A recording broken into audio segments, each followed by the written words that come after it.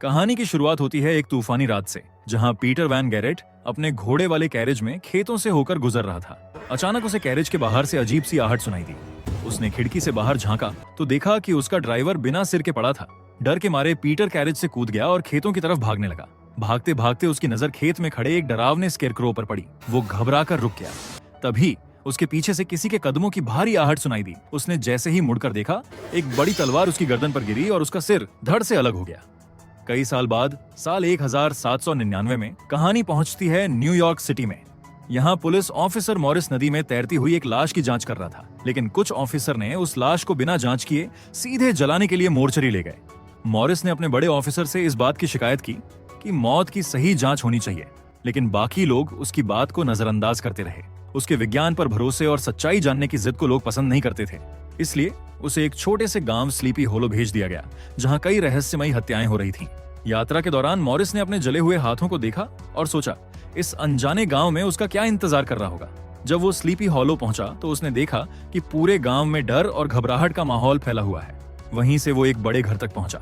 जैसे ही वो अंदर गया, गलती से उसने एक पार्टी गेम के बीच में सबको रोक दिया। तभी घर की बेटी कटरीना वान टासल ने उसे खेल में किस कर लिया, लेकिन वहां उसका गुस्सैल प्रेमी ब्रॉम वॉन ब्रंट भी मौजूद था। इसके बाद मॉरिस ने खुद को कटरीना के पिता बल्टस वान टासल से परिचित कराया। वहीं उसकी दूसरी पत्नी लेडी वान टासल से भी मुलाकात हुई। वान टासल परिवार ने उसका स्वागत किया और उसे अपने घर पर ठहरने की इजाजत दे दी। रात को बॉल्टस ने मॉरिस को अपने ऑफिस में बुलाया। वहां गांव के कुछ बुजुर्ग लोग पहले से मौजूद थे। Doctor Thomas Lancaster, father reverend Steenwick, magistrate Samuel Phillips और नोटरी जेम्स हैडनब्रुक। यहीं मॉरिस को केस की असली जानकारी दी गई। अब तक 3 लोग मारे जा चुके थे, पीटर वैन गैरेट, उसका बेटा डर्क वैन गैरेट और विडो विनशिप। तीनों की मौत एक ही तरीके से हुई थी। उनका सिर धड़ से अलग कर दिया गया था और हैरानी की बात यह थी कि तीनों के सिर कभी मिले ही नहीं। फिर बुजुर्गों ने बोला कि यह सब काम हेडलेस हॉर्समैन का है।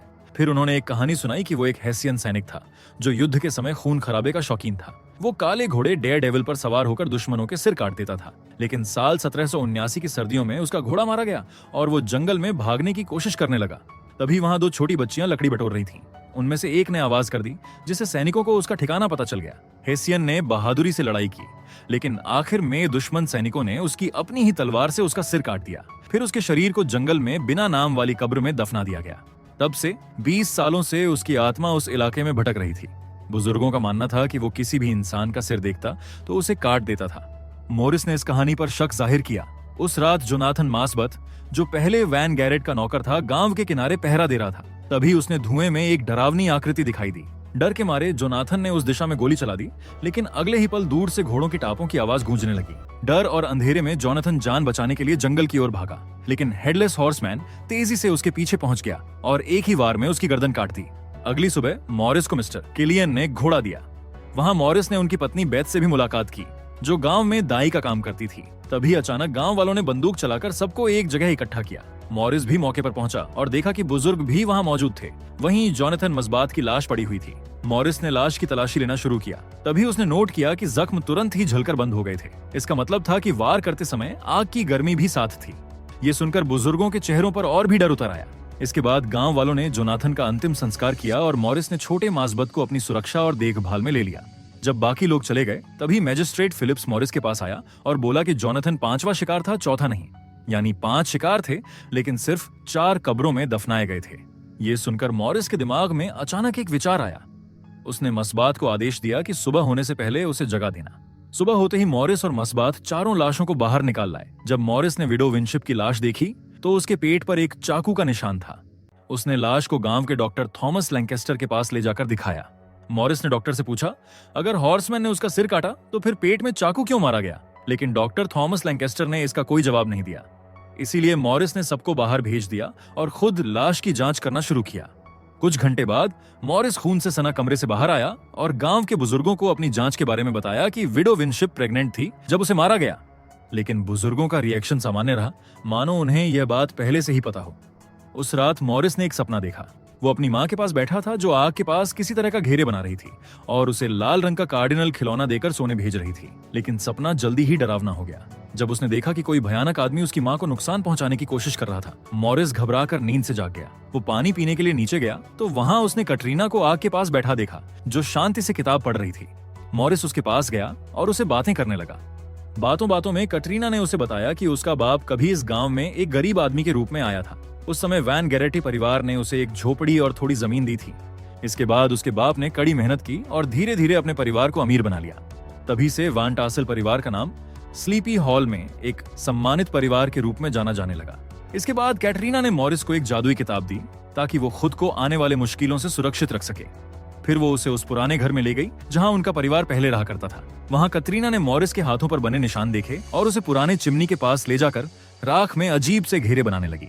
ये देखकर मॉरिस चौंक गया, क्योंकि बिल्कुल ऐसे ही निशान उसने अपने सपने में देखे थे जब उसकी माँ आग के पास यही चिन्ह बना रही थी। उस पल मॉरिस ने कटरीना को अपना लाल कागज से बना कार्डिनल खिलौना दिखाया, एक ऐसा खिलौना जिसे उसने अब तक किसी और को कभी नहीं दिखाया था। उस रात मॉरिस ने गांव के बुजुर्गों की एक गुप्त बैठक सुनी। वहीं से उसे पता चला कि मैजिस्ट्रेट फिलिप्स अपना सामान पैक कर गांव छोड़ने वाला था। ये देखकर मॉरिस ने चुपचाप उसका पीछा किया और खेतों में जाकर उसे रोक लिया। वहां मॉरिस ने फिलिप्स से सीधे सवाल किया विडो विनशिप और उसके अजन्मे बच्चे के बारे में। तब फिलिप्स ने सच कबूल किया।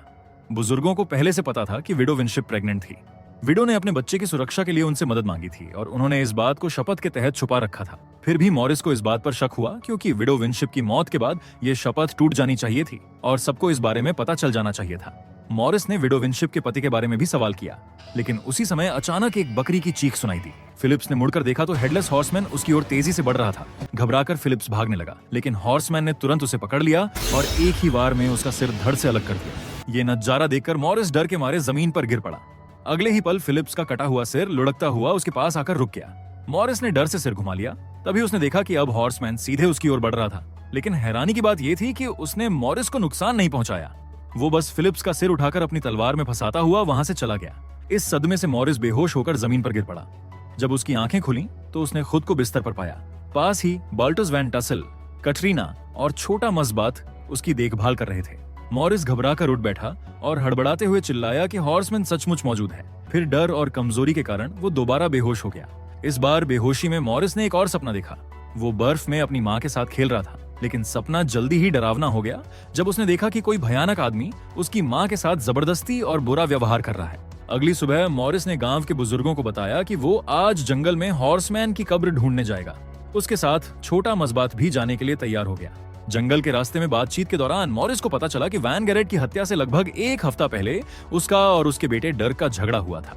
उस झगड़े के तुरंत बाद ही मिस्टर वैन गैरेट ने मस्बात के पिता को अपने पास बुलाया था। वे जंगल में अपनी यात्रा जारी रखते हुए एक ट्रेल के पास रुके जो एक गुफा की ओर जाती थी। जैसे ही वे गुफा के पास पहुंचे उन्हें किसी महिला की आवाज सुनाई दी। मॉरिस ने तुरंत अपने हथियार को तैयार किया। धीरे धीरे गुफा में कदम रखते ही उन्होंने देखा कि वहां एक घूंघट वाली महिला खड़ी थी। मॉरिस को जल्दी ही समझ आया कि वो एक जादूगरनी विच है।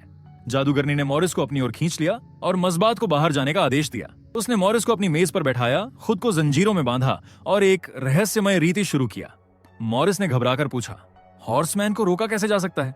तभी जादूगरनी की आंखें और जीभ डरावनी तरीके से बाहर निकली और उसने अजीब आवाज में कहा, सूरज के ढलते ही तुम्हें ट्री ऑफ द डेड के पास जाना होगा, जहां तुम्हें हॉर्समैन का बॉडी मिलेगा। इसके बाद मॉरिस ने जादूगरनी की पकड़ तोड़ दी और मस्बात के साथ वहां से भाग निकला। मस्बात को ट्री ऑफ द डेड का रास्ता पता था, इसलिए वे अपने घोड़ों पर सवार होकर जंगल में आगे बढ़े। कुछ देर बाद मॉरिस ने देखा कि कटरीना जो उनका पीछा कर रही थी सफेद घोड़े पर पीछे से आ रही है। ना चाहते हुए भी मॉरिस को उसे अपने साथ ले जाना पड़ा। तीनों आखिर में ट्री ऑफ द डेड तक पहुंच गए। मॉरिस ने पेड़ की जड़ों पर वार किया और देखा कि जड़ें खून से भरी हुई थीं। ये देखकर वो जड़ों को काटना जारी रखता है, तभी उसे सिरों से भरी कुछ चीज दिखाई दी। मॉरिस ने तुरंत समझ लिया कि ये पेड़ दो दुनियाओं के बीच का एक पोर्टल है। वो पेड़ पर चढ़ा और एक विशेष जगह खोदने लगा। वहां उसे हैसन सैनिक की बॉडी मिली, लेकिन उसका खोपड़ी गायब था। तभी मॉरिस को समझ में आया कि हॉर्समैन का सिर किसी के पास है और कोई इंसान इसका इस्तेमाल करके हॉर्समैन को नियंत्रित कर रहा है और लोगों को मार रहा है। उसने ये भी जाना कि जब तक हॉर्समैन का सिर उसको वापस नहीं मिलता, तब तक उसकी आत्मा को शांति नहीं मिल सकती। उसी समय पेड़ से अचानक भयंकर आवाज आने लगी। मॉरिस, कटरीना और मस्बात डर के मारे पीछे हट गए और देखा कि पेड़ से एक बड़ा स्टालियन डेयरडेविल और उसका सवार हेडलेस हॉर्समैन बाहर आ रहा है। जैसे ही हॉर्समैन बाहर आया, वो अपना अगला शिकार ढूंढने के लिए दौड़ पड़ा। ये देखकर मॉरिस तुरंत उसके पीछे भाग पड़ा। हॉर्समैन अब मिस्टर किलियन के घर पहुंचा और तुरंत उसे मार डाला। ये देखकर किलियन की पत्नी बेथ ने अपने बेटे थॉमस को बेसमेंट में छुपा दिया, लेकिन जब हॉर्समैन कमरे में आया, उसने पहले बेथ को मार डाला और फिर थॉमस को ढूंढकर मार डाला। इसी बीच ब्रॉम, जो रात की पहरेदारी कर रहा था, चीखें सुनकर वहां दौड़ा। उसने हॉर्समैन को देखा और उस पर गोली चलाई, जिससे हॉर्समैन अपने घोड़े से गिर पड़ा। जब ब्रॉम हॉर्समैन के पास गया तो हॉर्समैन ने उसके पैर पर चाकू मार दिया। तभी मॉरिस वहां आया और ब्रॉम की मदद करने के लिए हॉर्समैन को पीछे से छुरा मारा। इसके बाद दोनों तुरंत वहां से भाग निकले। जब वे पीछे मुड़कर देखने लगे तो हॉर्समैन ने अचानक उन्हें घेर लिया और मॉरिस के कंधे में वार किया। फिर हॉर्समैन ने ब्रॉम से लड़ाई की और उसे बीच से काट दिया। मॉरिस ने जब देखा तो हॉर्समैन दूर जाते हुए दिखाई दिया। इस सदमे में मॉरिस फिर से बेहोश हो गया। वैन टासल के घर पर डॉक्टर लैंकास्टर ने मॉरिस की चोटों का निरीक्षण किया। जब मॉरिस होश में आया उसने कैटरीना से माफी मांगी कि वो ब्रॉम को बचा नहीं सका, लेकिन कैटरीना ने उसकी बात को नजरअंदाज किया और उसे शांत करने के लिए एक घरेलू जड़ी बूटी पिला दी। उसके बाद मॉरिस ने एक और सपना देखा। इस बार उसने हॉर्समैन का सपना देखा और वो एक कमरे में पहुंच गया। वहां गलती से उसने अपने हाथों को चोट पहुंचा ली और देखा कि उसकी मां की लाश हजारों छेदों से भरी हुई पड़ी थी। तभी मॉरिस जागा और कैटरीना को पास देखा। उसने उसे गले लगाया और अपने दिल का बड़ा राज बताया कि उसकी मां को उसके पिता ने मार डाला था ताकि उसकी आत्मा को बचाया जा सके। इसके बाद मॉरिस और कैटरीना एक दूसरे के और करीब आए। उन्होंने अपने डर और कमजोरियां साझा की और एक दूसरे के साथ कुछ खास पल बिताए। अगली सुबह मॉरिस ने छोटे मसबात को पूरे केस की पूरी जानकारी दी। उसने ये भी बताया कि गांव के बुजुर्गों के बीच कोई साजिश बन रही थी क्योंकि वे उसी रात चर्चा कर रहे थे जब फिलिप्स की हत्या हुई थी। फिर मॉरिस ने निर्णय लिया कि उसे स्लीपी हॉलो के सभी लोगों का रिकॉर्ड जांचना होगा। सबसे पहले उसने लॉर्ड वैन टासल का रिकॉर्ड देखा। तब मॉरिस को पता चला कि वैन टासल को इस गांव का मुख्य नागरिक होना चाहिए था। मसबात ने सहमति जताई कि वैन टासल अब मुख्य नागरिक होना चाहिए क्योंकि वैन गैरेट के परिवार के सभी लोग मर चुके थे। तभी मॉरिस के दिमाग में एक विचार आया। उसने मसबात के साथ नोटरी हार्डनब्रुक के पास जाने का निर्णय लिया। हार्डनब्रुक के ऑफिस में पहुंचकर मसबात ने अपने पिता का बैग देखा। वहां मॉरिस ने हार्डनब्रुक से पुष्टि की कि वैन गैरेट के बाद वैन टासल परिवार को सभी संपत्ति मिलनी चाहिए। हार्डनब्रुक ने भी इस बात की पुष्टि की और सहमति दे दी। तभी मसबात ने अपने पिता के बैग से एक दस्तावेज निकाला। उस दस्तावेज में लिखा था कि पीटर वैन गैरेट ने नई वसीयत बनाई थी जिसमें उसने अपनी संपत्ति विडो विनशिप और उनके अजन्मे बच्चे को छोड़ दी थी। हार्डनब्रुक को मजबूरी में इस साजिश में खींचा गया था और उसे इसका खुलासा करना पड़ा। मॉरिस ने इन बातों से निष्कर्ष निकाला कि रेवरेंड स्टीनविक को शादी की जानकारी थी क्योंकि उसने ही वह समारोह किया था। डॉक्टर लैंकास्टर गर्भवती महिला की देखभाल कर रहा था। मैजिस्ट्रेट फिलिप्स ने कानूनी सुरक्षा दी और नोटरी हार्डनब्रुक ने दस्तावेज छुपाए। इन चारों बुजुर्गों ने मिलकर वैन गैरेट और विडो विनशिप को मारने की साजिश रची थी ताकि कोई वारिस न बचे। मसबात के पिता भी इस साजिश में शामिल थे क्योंकि उन्होंने वैन गैरेट की नई वसीयत देखी थी जो अंततः उसकी मौत का कारण बनी। इस तरह वैन गैरेट की संपत्ति का एकमात्र वारिस बल्टस वैन टासल बन गया। इसके बाद मॉरिस अपने कमरे में गया जहां कैटरीना पहले से मौजूद थी। कैटरीना ने पूछा कि जांच कैसी चल रही है। मॉरिस ने उसे कोई महत्वपूर्ण जानकारी नहीं दी और वसीयत अपने ड्रॉर में रख दी। कैटरीना के जाने के बाद मसबात की नजर मॉरिस के बिस्तर के नीचे बने एक चिन्ह पर पड़ी। उसने मॉरिस को बताया कि ये ब्लैक मैजिक का निशान है और कोई उसके खिलाफ जादू कर रहा है। उस रात मॉरिस और मसबात ने देखा कि एक हुड पहने व्यक्ति घर छोड़कर जंगल की तरफ जा रहा है। ये देखकर वे उसका पीछा करने लगे। वो हुड पहने व्यक्ति एक झोपड़ी के पीछे जाकर रुक गया। मॉरिस ने मसबात से कहा कि वो पास के पेड़ के पास रुके और खुद आगे बढ़ गया। जंगल में आगे बढ़ते हुए मॉरिस ने देखा कि लेडी वैन टासल और रेवरेंड स्टीनविक चुपके से घपाघप कर रहे हैं। फिर लेडी वैन टासल ने अपनी हाथ को खंजर से काटा और रेवरेंड के पीठ पर लगा दिया। इसके बाद मॉरिस और मसबात घर लौट आए। जैसे ही मॉरिस ने ड्रॉर खोला तो उसने देखा कि वसीयत के कागज गायब थे। उसे शक हुआ कि कैटरीना का इसमें हाथ हो सकता है। वो तुरंत घोड़े पर सवार होकर कैटरीना के पुराने घर पहुंचा और पाया कि कैटरीना ने वसीयत जला दी थी। मॉरिस ने कैटरीना से पूछा कि उसने ऐसा क्यों किया। कैटरीना ने जवाब दिया कि उसने ये अपने पिता की संपत्ति बचाने के लिए किया है। दोनों अपने भावनाओं और न्याय के बीच उलझते हुए बहस करने लगे। अंत में कैटरीना ने मॉरिस को अलविदा बोल दिया और वहां से जाने लगी। घर लौटते समय मॉरिस की मुलाकात लेडी वैन टासल से हुई। उसने बोला कि वो जानती है कि मॉरिस ने उसे कल रात देखा था और चेतावनी दी कि वो अपने पति वैन टेसल को कुछ मत बताए। तभी लॉर्ड वैन टेसल वहां आया और बताया कि नोटरी हार्डनब्रुक ने आत्महत्या कर ली है। उसने ये भी बताया कि रेवरेंड स्टीनविक ने चर्च में एक बैठक बुलाई है जिसमें सभी मॉरिस को शहर से निकालने की योजना बना रहे हैं। लॉर्ड वैन टासल ने मॉरिस को तुरंत गांव छोड़ने की सलाह दी। ये सब को देखकर मॉरिस पूरी तरह कंफ्यूज हो गया। उसे समझ नहीं आया कि ये सब क्यों हो रहा है। उसे लग रहा था कि लॉर्ड वैन टासल ही इस सीरियल मर्डर के पीछे है, लेकिन अब वही उसका मदद कर रहा है। दूसरी ओर लोग चर्च में इकट्ठा हो रहे थे और वैन टासल अपने घोड़े पर अपनी पत्नी का इंतजार कर रहा था जो उसकी जख्म के लिए जड़ी बूटियां चुन रही थी। तभी हेडलेस हॉर्समैन पेड़ों के पीछे से प्रकट हुआ और लेडी वॉन टेसल का सिर काट दिया। ये देखकर वॉन टेसल घबरा गया और चर्च पहुंचकर कैटरीना को चेतावनी दी कि हॉर्समैन ने उसकी सौतेली मां को मार दिया है। उसके बाद हॉर्समैन भी चर्च के पास पहुंच गया। वैन टासल और उसकी बेटी तुरंत चर्च के अंदर भाग गए, लेकिन हेडलेस हॉर्समैन रुका क्योंकि वो चर्च के अंदर नहीं जा सकता था। ये देखकर लोग खिड़कियों से उस पर गोली चलाने लगे। इसी बीच गांव के बुजुर्गों और लोगों ने फैसला किया कि वैन टासल को हेडलेस हॉर्समैन के हवाले छोड़ दिया जाए। ये सुनकर वैन टासल ने अपनी बंदूक निकाल ली ताकि वो खुद की रक्षा कर सके। तभी डॉक्टर लैंकास्टर ने वैन टासल के सामने कबूल किया कि चारों बुजुर्ग संपत्ति के लालच में आकर उसके खिलाफ साजिश करने के लिए मजबूर हुए थे।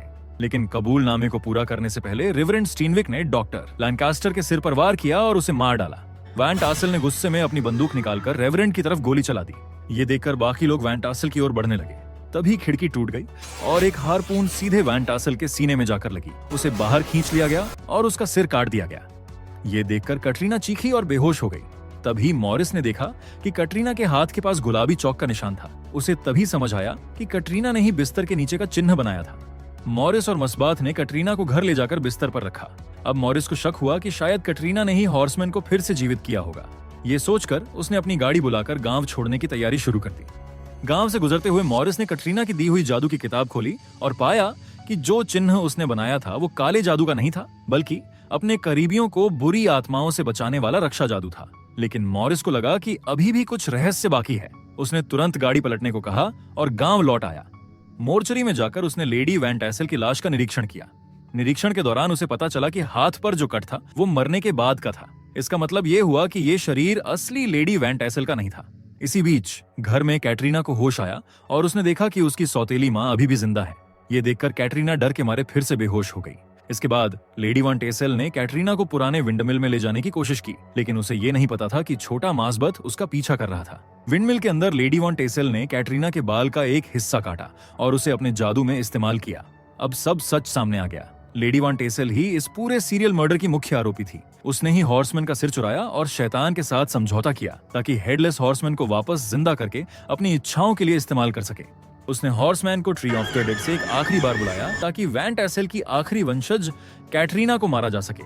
जब कटरीना को होश आया, लेडी वैन टैसल ने उसे अपना असली रूप दिखाया। उसने बताया कि उसने सैरा नाम की नौकरानी को मारकर अपनी मौत का बहाना बनाया ताकि किसी का शक उसकी ओर न जाए। फिर उसने अपनी कहानी बताना शुरू किया। उसका असली नाम मैरी आर्चर था और उसका परिवार पुराने समय में वैन गैरेट्स के लिए काम करता था। जब उसके पिता की मृत्यु हुई, वैन गैरेट्स ने उन्हें जंगल में बहिष्कृत कर दिया था क्योंकि उनकी मां पर जादू टोना का शक था। 1 साल बाद उसकी मां भी मर गई और मैरी और उसकी बहन अकेले जंगल में रह गए। एक दिन जब मैरी जंगल में लकड़ियां इकट्ठा कर रही थी, उसकी मुलाकात हैसन से हुई और तब उसने हॉर्समैन की मौत देखी। उसी समय उसके मन में वैन गैरेट से बदला लेने का विचार आया। उसने अपनी आत्मा शैतान को सौंप दी ताकि हैसन को जीवित करके बदला लिया जा सके। मैरी ने गांव के बुजुर्गों को भी इसलिए मारा क्योंकि वे अंतिम लोग थे जो उसके असली रूप को जानते थे। जब लेडी वैन टैसल ये सब बता रही थी, तभी मस्बात पीछे से आया और हथौड़ा उठाया, लेकिन लेडी वैन टैसल ने उसे ऐसा करने से रोक दिया। इसके बाद कटरीना और मस्बत विंडमिल से भाग निकले और मॉरिस से मिल गए। तभी हॉर्समैन वहां आ गया। ये देखकर तीनों तुरंत विंडमिल के अंदर चले गए, दरवाजा बंद किया और छत पर चढ़ गए। लेकिन हॉर्समैन ने दरवाजा तोड़ दिया और अंदर घुस आया, जबकि मॉरिस और बाकी लोग छत तक पहुंचने में सफल रहे। मॉरिस ने गैस लैंप फेंककर हॉर्समैन को जलाने की कोशिश की, लेकिन हॉर्समैन बच गया।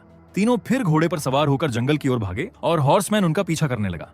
कटरीना ने घोड़े की लगाम संभाली, जबकि मॉरिस ने हॉर्समैन पर गोली चलानी शुरू की। लेकिन मॉरिस एक पेड़ की टहनी से गिर गया और हॉर्समैन के घोड़े पर फंस गया। फिर वह वापस कार्रिएज पर कूद गया और हॉर्समैन को अपने घोड़े पर धकेल दिया। आखिर में तीनों जैसे तैसे ट्री ऑफ द डेड तक पहुंच गए और तभी उन्हें लेडी वैन टैसल का सामना करना पड़ा। लेडी वैन टैसल ने मॉरिस को छाती में गोली मारी और कैटरीना को पकड़ लिया। जैसे ही हॉर्समैन ने कटरीना का सिर काटने की कोशिश की, तभी मॉरिस ने हेसियन की खोपड़ी पकड़ी और हॉर्समैन को लौटा दी। हॉर्समैन ने अपना सिर वापस पाया और लेडी वैन टैसल की शैतानी शक्ति टूट गई। फिर हॉर्समैन ने लेडी वैन टैसल को पकड़ लिया और उसे रक्त रंजित किस दिया। लेडी वैन टैसल समझ गई कि वो हार गई है और अब हॉर्समैन उसे ट्री ऑफ द डेड की ओर ले गया और दोनों नरक में चले गए। कुछ समय बाद मॉरिस ने कटरीना से शादी की और मस्बात के साथ न्यूयॉर्क शहर चले गए, जहां उन्होंने नई और खुशहाल जिंदगी बिताई। और इसी के साथ ये मूवी यही खत्म होती है। अगर आपको एक्सप्लेनेशन अच्छा लगा हो तो वीडियो को लाइक और कमेंट जरूर करें। ऐसी ही और मजेदार और अनोखी कहानियों के लिए चैनल को सब्सक्राइब करना ना भूलें।